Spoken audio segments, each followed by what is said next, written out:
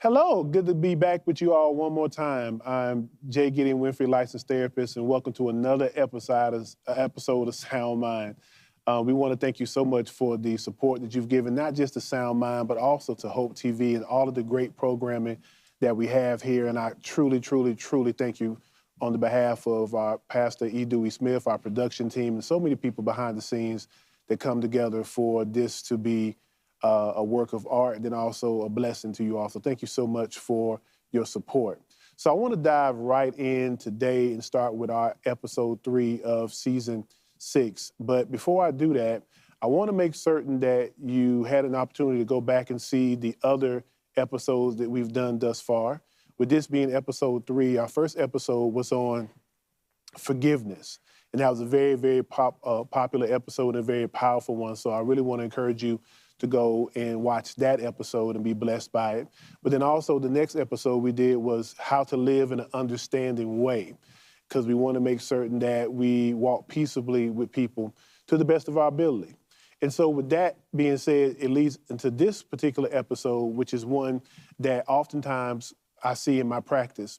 And a lot of times in my practice, what tends to happen is people like to come to process feelings of hurt and feelings of betrayal, feelings of abandonment, just a lot of feelings regarding how they believed that they were dealt with and how they were handled by individuals that they love.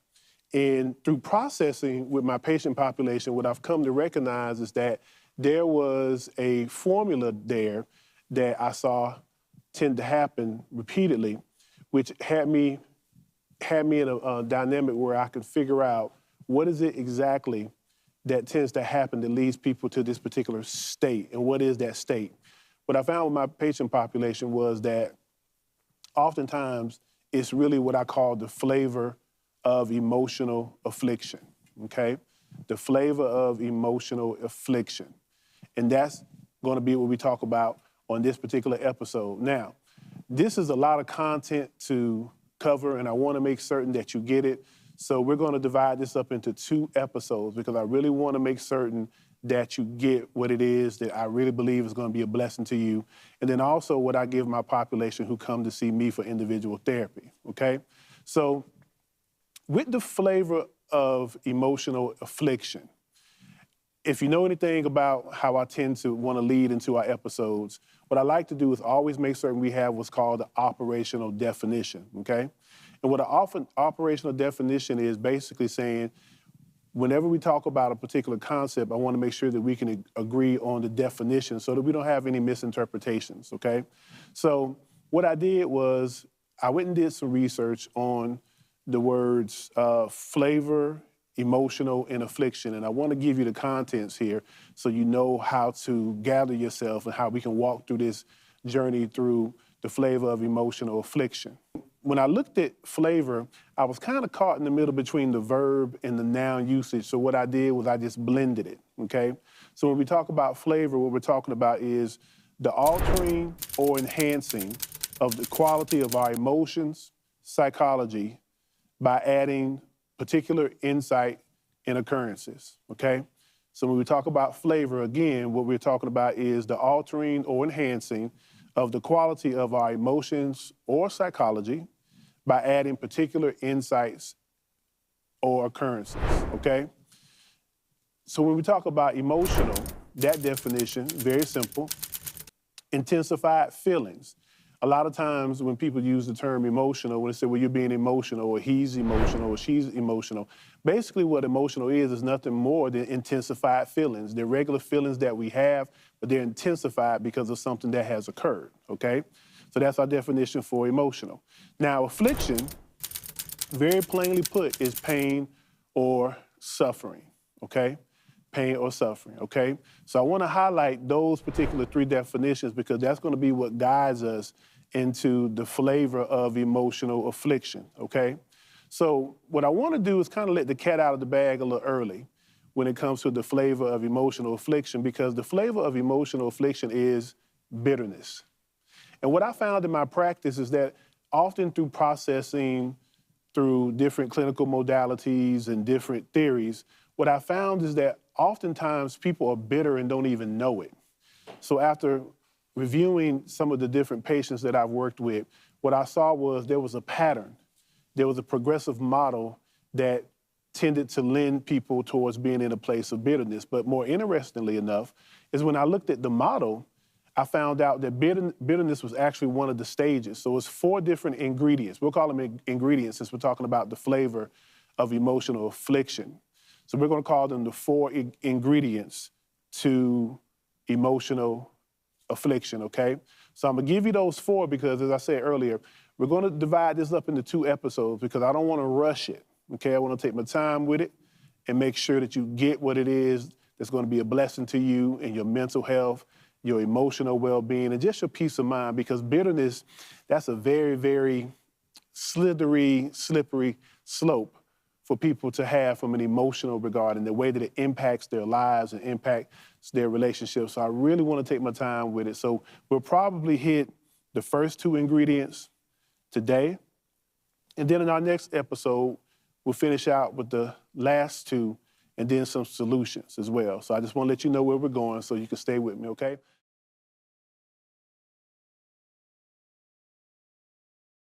You all know him, my boy, Will Smith. His tone is a very conversational tone, and he has the ability to be a storyteller because he is a, actor. And so this book was more of a page turner. I really enjoyed hearing and listening to him narrate the book.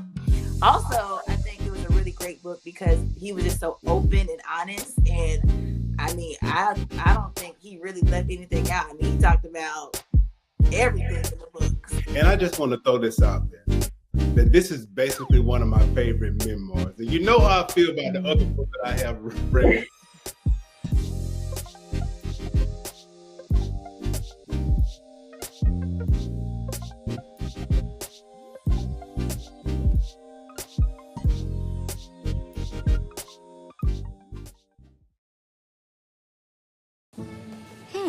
Maybe you can make retirement happen. After all, you made her college years happen. Wacha. Opening that education savings account when she was little. Spearheading a campus tour. And another, and another, and another, and another. Bam! Deciphering financial aid. She was like, what? And now she's like, you aced planning for college. Now get the tips you need to get on track at aceyourretirement.org.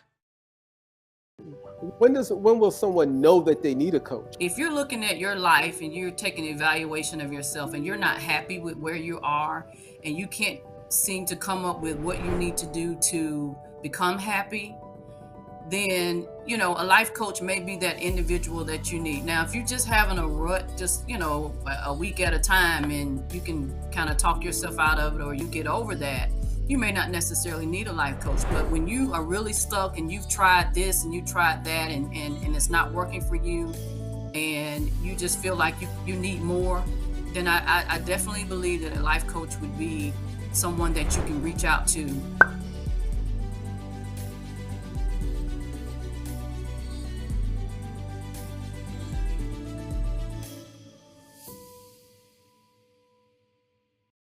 Let's go ahead and get started. Now, the first ingredient, okay, ingredient 1 of the flavor of emotional affliction.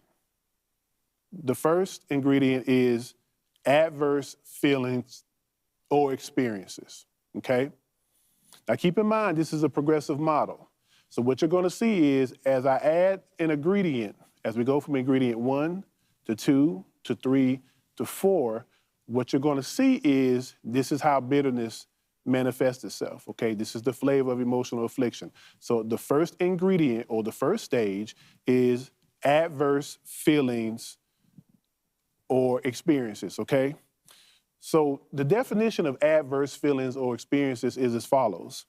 Is our feelings about the negative things that happen to us repeatedly. Again, adverse feelings and experiences are our feelings about the negative things that happen to us repeatedly. Now, the key word in that definition is repeatedly, because the truth of the matter is adverse things happen to us often, happens to us every day, a couple times a day, many times a day. It's just oftentimes a matter of the perspective that we have. So in this case, when we're talking about adverse feelings, about negative experiences that happen to us repeatedly, this is the first ingredient that leads itself to emotional affliction and ultimately bitterness, because as things happen to us and it happens to us repeatedly, it has an adverse or negative impact, okay? And this is often the birthplace of negativity, the birthplace of bitterness comes from adverse situations and experiences that happen repeatedly. So I really want you to home in on that, is that it's repeated things that happen, okay?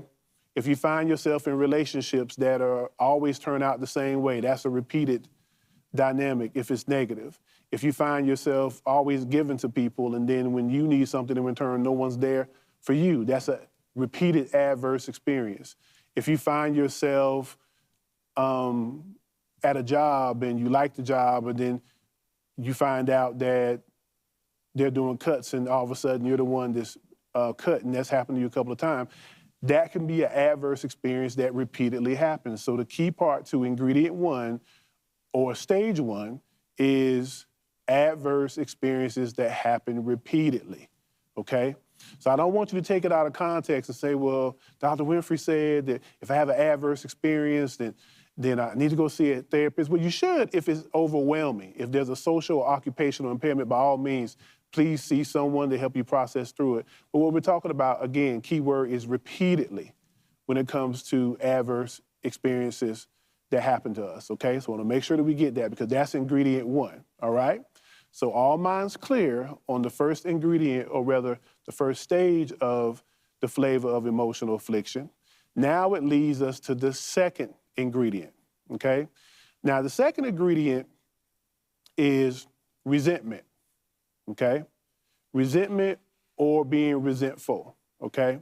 Now, this one, because we have a progressive model that we're working with, and what I mean by progressive model is once we have one ingredient that isn't addressed or one stage that isn't addressed, then it goes to the next stage. So ingredient two, stage two is resentment, okay? So resentment is what happens when we don't address aggressively the adverse and negative experiences and feelings that we have, okay? So that's always an indication that we need to do the work of processing effectively, because if we don't process the adverse feelings, they will become resentment, okay? So let's touch on the resentment dynamic more closely so that we can gather ourselves and see how it progresses into the flavor of emotional affliction, okay? So with resentment, I took a different angle because I didn't really want to give a definition for resentment, because as I reflected over the patients that I've worked with in therapy, everyone had a different definition of resentment. However, they all had examples of the feelings that were tied to resentment. So I felt that it would be much more effective here at Sound Mind to not define it in terms of the actual definition as far as an objective definition, because resentment and being resentful can be completely subjective because it's based on how a person feels. Now, one thing that I like to say in my practice often is, as a therapist, as a 26-year clinical practitioner, I always tell my patients this: no one has the right to tell you how to feel. That's your right. Because what you feel is just that, it's yours. It's a singular possessive pronoun, it's your feelings. So in that being said, being resentful and having resentment can look completely different. But what I saw was there were some commonalities that I saw that people had verbalized over the course of my years of working with individuals who had emotional affliction, okay? So what I'm gonna do is I'm gonna touch on each one of these, and I want you to be honest and transparent with yourself. Same thing I would tell you if you were sitting down with me in my practice. I want you to be honest with yourself and see if any of these feelings that you're gonna hear me say can be ascribed to how you have felt about any given situation. So I want you, first and foremost, let's go back to the adverse feelings and negative experiences. Let's go back to ingredient one. I want you to think of an adverse or negative experience that has happened to you repeatedly. I want you to take a couple of seconds just to think about that. Because this is the part of the transparency that makes therapy so impactful. I often tell my patient population, I'm only as effective as your truth. Treatment is only as effective as your truth. So therapy, we really got to go there. We really got to go there and be honest and transparent with our feelings and our sentiments so that we can walk through that in order to get the value of it and be free from whatever that adverse dynamic is. So I want you to take a couple seconds just to think about any adverse or negative situation that has repeatedly happened. Just take about 5 to 7 seconds to do that.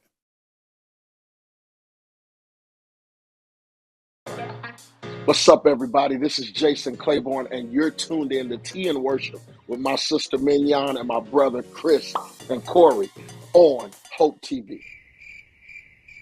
Father God, who is Chris? Did I make up a name? You said 3 hoes. You said 3 people. Chris, wait a minute, Chris. Chris.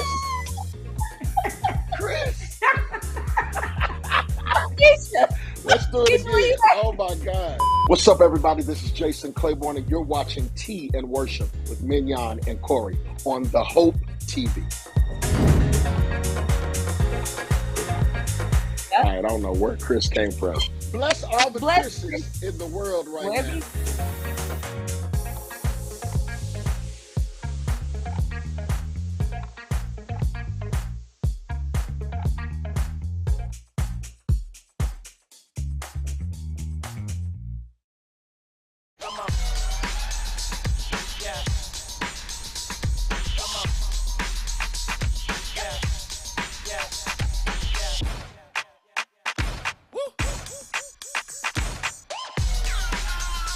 You're not going to get it all right.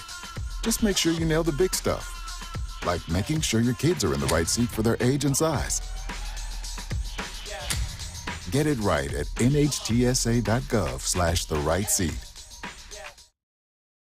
We are picking men's brains today because we're asking men questions that we want to know.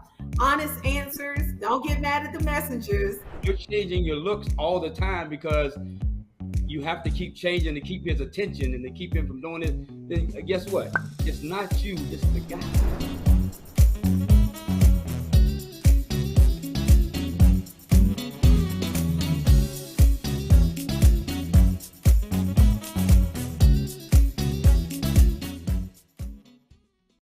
Okay, so now that you got that imagery in your mind, now let's go back to ingredient number 2, resentment or being resentful. And I'm gonna go over some feelings here and just be honest with yourself and say if it pertains to you or not. So here's some of the unaddressed adverse feelings that come up with resentment. Hard feelings, envy, discontent, grievance, malice, ill will, hostility, displeasure, discontent, irritation, animosity, and hate.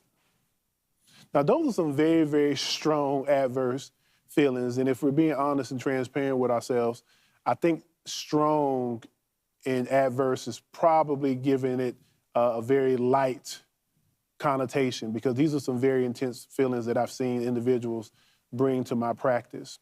And so I want to recircle around those because I want to help you get an idea of what that may look like for you. So when we talk about hard feelings are feelings that we have towards individuals that just make us almost numb to anything that may go on with them. When you look at them, you don't really feel the warmth that you would feel for a stranger. It's a lot of tension that's there. Okay, that's what a hard feeling is in terms of what I would define it as a clinical practitioner. Envy, we all know what envy is, but for the sake of clarity, envy is basically when we look at what somebody else has and we compare it to ourselves in terms of what we don't have. Okay, that's what envy would be. Discontent is when you have an utter disregard for anything having to do with that person. If you hear their name, you become dismissive. If you hear something that they've done, you minimize it. That's what discontent would be. Grievance is when you look at an individual and you complain about everything they do. How they walk irritates you, how they talk irritates you. If they park at a certain place, you have an issue with that. It's just, you literally just have a strong disregard for any and everything they do to the point that you complain about it. That's what a grievance would be from a clinical regard. Malice. Now, malice is when we would look at an individual and we would plot and plan to actually hurt them. Now, when I say plot and plan, I'm not hoping that any of us will go out and do any harm, but a lot of times what I've seen clinically is not going out and do harm physically, is more so very passive-aggressive things that people would tend to do. Like somebody at work may notate when you were late, or they may bring up something that you did in a meeting to try to publicly embarrass you. Or someone that, say, I've seen this in my practice, say someone that you may have dated, somebody who may have dated you years ago, and you find somebody that you're happy with, and all of a sudden, they try to find out who that person is. They inbox that person with stuff that happened between you all 5, 10 years ago. That's malice, when it's something that's planned with the intention on being hurtful. Ill will. Ill will is literally just what it sounds like. It's when you wish ill on them. You don't want anything good to happen to them. You want anything positive in their life. You just have an ill will towards them, and you'll do whatever to try to contribute to that being done. Hostility.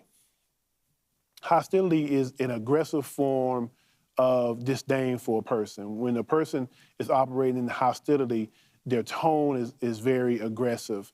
Their interaction is aggressive. Sometimes that can come across as being bossy, as being controlling, as being condescending. That's typically what you see in hostility in that regard. Just a very aggressive approach with no type of balance, or for what I like to say, a lack of humanity, if we're being honest and transparent. Displeasure. Again, anything that they do you just don't like. It doesn't matter. It could be a perfect idea. It could be a great thing that's happening that they're a part of. You just have a displeasure, a general dislike for all things related to this person. Discontent. Anything that that person does makes you unhappy, okay? And it shows on your face, it shows in your words, it shows in your actions. That's what discontent would look like from a clinical regard. Irritation. I think we all know what irritation looks like and what it feels like. Irritation is basically when there is an uneasiness about that person and the interactions that you have with them or anything associated with them, okay? And then we have animosity. Animosity and hate are kind of neighbors, if you say. Animosity is when you look at an individual and you feel as if that person has slighted you in some way. And so there is a true inherent form of just dislike for them based on the fact that you have animosity towards them. And then the last one, that very strong word, hate.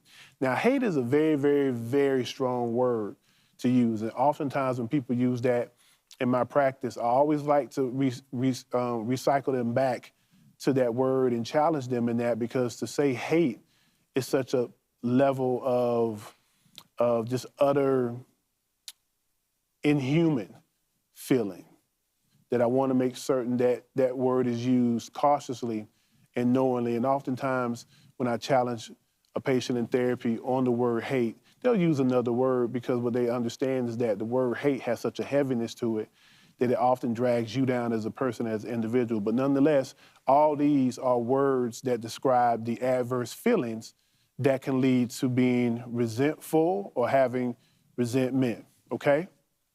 So now that we got the examples of resentment out the way, let's have a therapeutic conversation about how and why does resentment come about? How or why does resentment even form in the first place? Now remember, this is a progressive model, okay? So remember, our first ingredient was adverse feelings or negative experiences that happen repeatedly. That's the first ingredient, okay? So you can't get resentment unless you've had repeated adverse experience and feelings, okay? So we want to look at where does resentment come from? Why is it formed? And we got 5 areas here. 5 areas that play a major role in how resentment and being resentful forms and how it comes about. The first reason why resentment forms and comes about is because of criticism, okay? Now, think of times in your professional realm when you've been criticized over and over again. That's the key word, repeatedly. When you are criticized over and over and over again, it is going to lead to some feelings of resentment because you feel attacked. It'll make you feel inadequate. It'll make you question yourself, question your self-esteem because you're constantly being criticized. There's a high level of criticism, okay? So on top of that, after that, we also have, for number 2, not having our thinking and actions respected. Nothing makes a person feel more resentful than when they feel as if their thinking and actions are not respected, okay? Think about relationships that you've had with individuals where the thinking and acting that you've done did not yield what you thought was a respectful reaction. So you felt resentful. You felt some of those negative, adverse feelings that we spoke of at the beginning of our conversation about resentment. The third reason why resentment forms is we disagree on a close and dear subject. There's nothing to make a person get more resentful than when something is near and dear to them and they're having a conversation and a person just adamantly disagrees. We do this a lot in our personal relationships, our marriages, our romantic relationships, our family relationships. If somebody disagrees with us repeatedly, it just makes us feel a certain kind of way. And over time, that leads to being resentful and resentment. Okay, number 4, holding on to hurt. Now, this is something that we have a bad habit of doing, is that we do what I call, we recycle hurt, where if we're upset, in order to justify us being in that place, we just recycle it. We think about it, we stew over it, even though the Bible tells us not to do that, not to let the sun go down on our wrath, but we end up doing that. And as a result, what ends up happening is we become resentful over time, okay? So then the last reason why resentment forms, number 5, is we refuse to forgive. When we refuse to forgive, it's going to be the breeding ground for resentment because that means that we're putting forth energy into not moving forward. So we're literally being resistant to what it is that someone may want to do to move forward. So in order to be resistant to someone asking for forgiveness, you literally have to hold on to that emotion, which means you have to reenact it over and over. And the thing that happens in this dynamic that I tell my patient population is when you're reenacting that emotion over and over again that led to you being resentful, you often end up having to put more energy into it, which kind of in turn makes you even kind of forget what originally happened. So you're reacting it, but without the authenticity of the moment of what eventually, what initially happened in that context. So those are the 4 reasons why resentment forms, okay? So we touched on resentment, we touched on the examples of resentment, we also touched on the reasons why resentment forms, but then we also addressed adverse feelings and negative experiences that happen repeatedly. So those are the first 2 ingredients for the flavor of emotional affliction. So I want you to marinate on those. I want you to really have that so that you can take it in. And what we're gonna do in our next episode is we're gonna go over ingredients 3 and 4.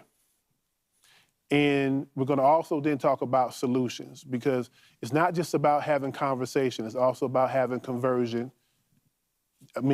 that leads to conversion, okay? That's critical. It's really important for me as a practitioner and as the host of Sound Mind to not just give you the information and educate you on how our minds work and our feelings and our behaviors, but to give you solutions so you can take from this show actual action steps that you can apply and you can see the benefit of your life coming together in the way that you want to, and you can remove those barriers that are stopping you from having the quality of life that God wants us all to have, okay? So that's it for this particular episode. Thank you so very much for tuning in. As always, I enjoyed just being able to be a blessing to you. Please give us feedback, email us here at Hope TV. And always, as I like to say, make certain that you support the other shows. We have some great shows here. We have Boss Up with Miss Nicole Jones. We have Tea and Worship with Minion and Corey. We have Cooking with KL. We have Hey Miss Kim. Just have a lot of great wholesome programming. So please be blessed and show the support across all of the different programming that we have here at Hope TV. And as always, in closing, as I like to say, may the Lord bless you and keep you. May he make his face shine upon you and be gracious unto you. May he turn his loving smile and countenance towards you and grant you shalom peace. I am Jay Gideon Winfrey, licensed therapist, and this has been another episode of Sound Mind. We'll see you next time for the follow-up to this particular episode. Be blessed and be safe, and we love you here at Hope TV. Take care. Bye.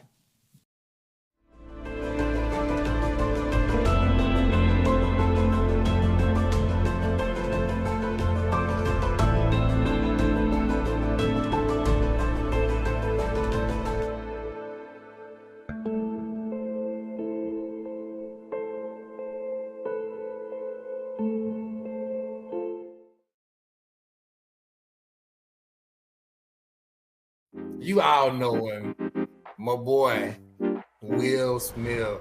His tone is a very conversational tone, and he has the ability to be a storyteller because he is a actor. And so this book was more of a page turner. I really enjoyed hearing and listening to him narrate the book. Also, I think it was a really great book because he was just so open and honest. And I mean, I don't think he really left anything out. I mean, he talked about everything in the book. And I just want to throw this out there, that this is basically one of my favorite memoirs. And you know how I feel about the other book that I have read.